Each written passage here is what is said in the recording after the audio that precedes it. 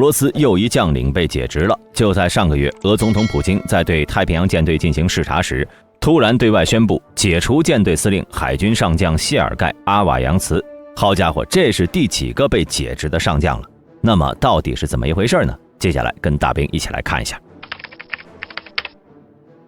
就在之前的4月14号，俄总统普京突然下令要对太平洋舰队的战备情况进行突击检查。随即呢，俄防长绍伊古命令太平洋舰队进入最高战备状态，这也算是近30年以来的第一次。当天呢，该舰队立下各型军舰离开基地，前往鄂霍次克海、日本海、太平洋等指定海域，完成突击战备的各项检查任务。根据俄国的报道，这次检查呢是由俄海军总司令叶夫梅诺夫领导。期间呢，有超过2.5万名官兵、约90架战机和直升机，以及10多艘潜艇在内的约160艘舰艇参与。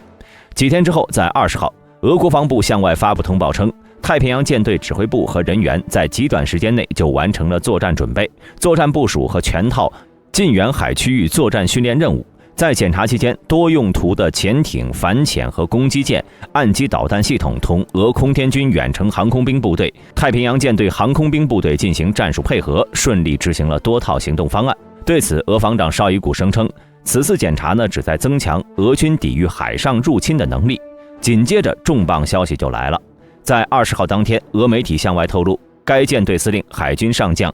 谢尔盖·阿瓦扬茨已经离职。相关消息人士还透露，阿瓦扬茨全程没有参与这次突击检查，他在演习前就被调到了一个新的位置。这个消息后来得到了俄副总理特鲁特涅夫的证实，并宣称阿瓦扬茨将负责领导协调在俄境内各地开设的12个军事训练和爱国主义教育中心的工作。这个消息一经报道，迅速引起了各界的广泛关注和猜测。而谢尔盖·阿瓦扬茨在2012年5月起至解职前期间呢，一直都担任着太平洋舰队的司令职位。在此前，根据报道，他还被认为是现代俄军当中最优秀、最成熟的指挥官之一，甚至一度被视为俄海军总司令的候选人之一。对于这次阿瓦扬茨被解职的事情呢，俄国内军事专家克拉姆尼克声称，阿瓦扬茨已经担任该舰队司令长达11年了，是在达到该级别军事领导人的服役期限后离职的。另外，就在4月6号，阿瓦扬茨已经刚过了66岁生日，已经超过了俄海军上将65岁的年龄限制。克拉姆尼克表示，虽然在特殊情况下呢，服役的年龄限制能提高到70岁，但是可以并不意味着应该。不仅如此，他还指出，阿瓦扬茨从4月1号起就已经不在办公室任职了。也就是说，这是在俄总统普京下令开始对舰队进行检查之前就发生的事情了。此外，他还补充说道，从俄国防部近期就此次检查的报告来看呢，太平洋舰队的战备状态非常好，将阿瓦扬茨离职与检查联系起来是不正确的。对此，俄副总理办公室也回应称，阿瓦扬茨现今正在休假中，之后将退休至预备役。需要注意的是，在20号，有2名消息人士向俄新社透露，太平洋舰队司令的下一任后续人选有可能是现今波罗的海舰队的司令海军上将维克托里纳。此人呢，1990年毕业于伏龙芝高级海军学校，2010年被任命为白海海军基地司令。2012到2014年负责指挥太平洋舰队在俄东北部的部队，2016到2019年担任黑海舰队第一副司令，2019到2021担任俄联邦武装部队副总参谋长，2021年10月5号起至今一直负责指挥波罗的海舰队。不过，这阿瓦扬茨的解职原因真的有这么简单吗？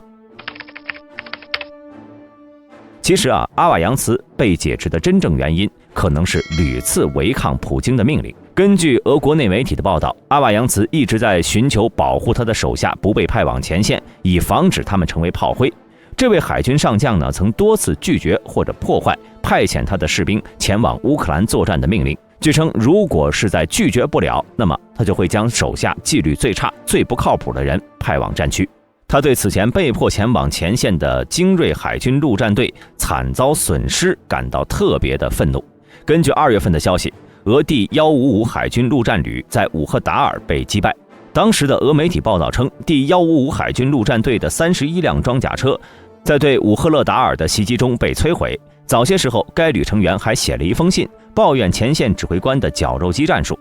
而在后续的帕夫利夫卡的4天激战中，有300人丧生、受伤和失踪。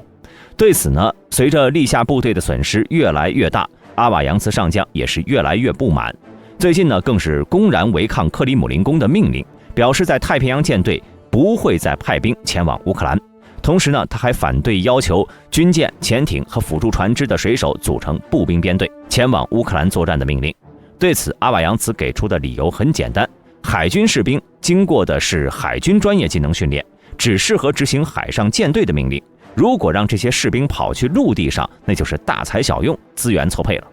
对于他的说法，俄海军司令耶夫梅诺夫曾劝说道：“你现在要做的是服从，而不是讲这些。”只不过呢，阿瓦扬茨也是个有脾气的人，怒对道：“海军精锐的步兵旅155旅，不就是资源错配才导致全军覆没的吗？我要当面向总统解释这件事情。”原本呢，耶夫梅诺夫还以为他只是随便说说，没想到阿瓦扬茨还真将自己的理由写了下来，然后用电报发到了克里姆林宫。他觉得普京应该支持自己的看法，做出一个正确的选择。结果呢，却等来的是自己的解职通知。与阿瓦扬茨相反，他的继任者维克多里纳在负责波罗的海舰队时，反而因为完成了战争配额得到了提拔。期间呢，派出了普京指定的人数，为此还在去年12月获得了海军上将的肩章。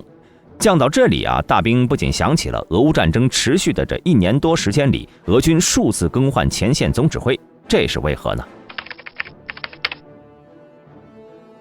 俄乌战争持续至今，相信各位都能看清楚俄军的表现了，不能说是一塌糊涂，也算是不堪入目了。而在这期间呢，俄总统普京始终都在频繁地更换俄军前线指挥官，短短的1年多时间，俄军的前线指挥官就更换了4个人。现今俄军又再次启用了格拉西莫夫担任前线总指挥。大兵上网查阅资料后呢，梳理了一下俄军在战争期间前线指挥官的更换情况。一开始担任该职位的是俄东部军区司令员亚历山大·尤里耶维奇·柴科上将，但最终结果大家也都知道了。由于突袭基辅的意图失败，于是在俄军从基辅撤退后，前线指挥官就换成了南部军区司令亚历山大·德沃尔尼科夫大将。后来呢，由于在顿巴斯地区，克里姆林宫对他的表现似乎并不满意，俄军未能取得对乌军的战略优势，因此在他担任前线指挥官还不到1个月时，就在2022年5月，让国防部副部长尤努斯·贝克叶夫库罗夫上将成为了新一任的俄军前线指挥官，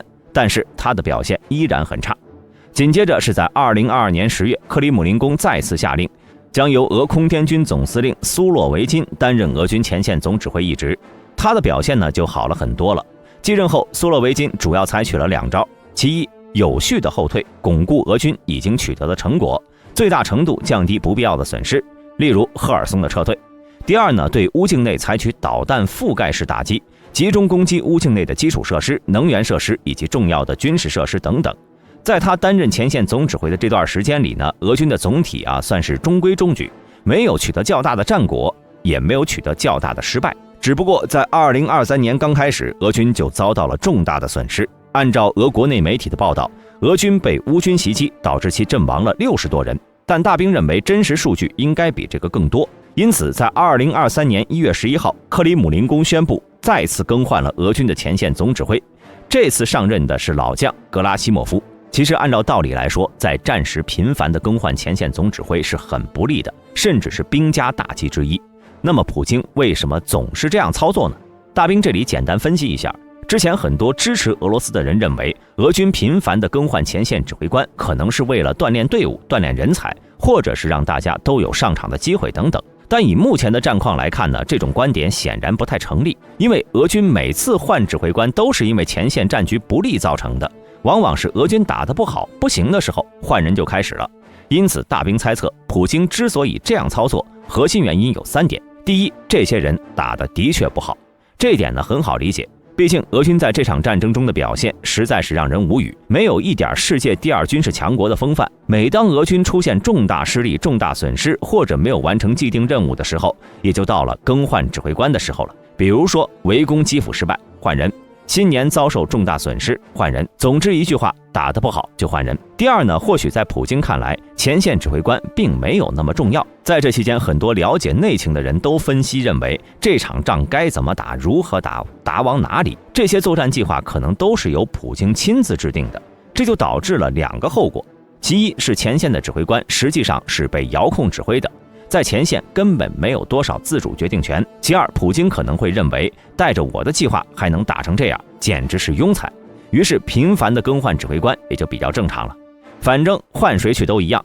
最终还是由坐镇克里姆林宫的普京来指挥。第三呢，前线指挥官必须让普京放心。现今俄乌战争打到这个程度，其实最危险、最烦躁的就是普京本人了。毕竟，万一被打败的话，地位可能就不保了。另外，俄军前线指挥官如果表现太好的话，说不定下任总统就是他了。因此，频繁的换人也可以理解。而与俄罗斯相比，美军指挥体系情况就完全不一样了。虽然美总统也是美军的最高统帅、最高负责人，而且很多美总统在就职之前干啥的都有，例如演员、商人、律师等等，但并不是非常了解军事方面的事情，特别是前线指挥方面。因此，美军在实际战争中采取的是完全授权模式的指挥体系。一旦战争爆发，在总统和无军衔的文任防长授权后，都是由各军种最高将领组成的美军参联会来制定具体的战略战术。这些将军会决定这仗该怎么打，采取什么战术。美总统最后要的只是结果而已。近几十年美军的表现大家也看到了，基本都是胜仗，很少有败仗。当然，这里可能有很多人说美军打仗厉害是因为武器装备、后勤补给等等。但大兵想要告诉大家的是决定一场战争胜负的因素中，指挥体系、前线指挥官的权力范围也是很重要的。大家试想一下，如果你是前线指挥官，那么你才是最了解战场走势、战场情况的，因此你做出的安排和部署才是最准确、最有效、最及时的。但是目前俄军的指挥体系下，前线指挥官在前线做出的任何安排、部署、调整，可能都需要提前汇报给克里姆林宫，然后等待其做出指示才能行动。这就会出现很大问题例如，克里姆林宫并不知道前线具体的情况，做出安排时时效性会大打折扣，而且发挥不出前线指挥官的能力等等。总结来说呢，现今俄军打得不好是有原因的，与他们落后陈旧的指挥体系有着巨大的关系。那么大家认为俄军现今的前线总指挥能坚持多久呢？欢迎在评论区内留言讨论。如果视频中有出错的地方，也欢迎大家在评论区内指正。今天的视频到此结束，喜欢的朋友请点赞关注，咱们下期再见。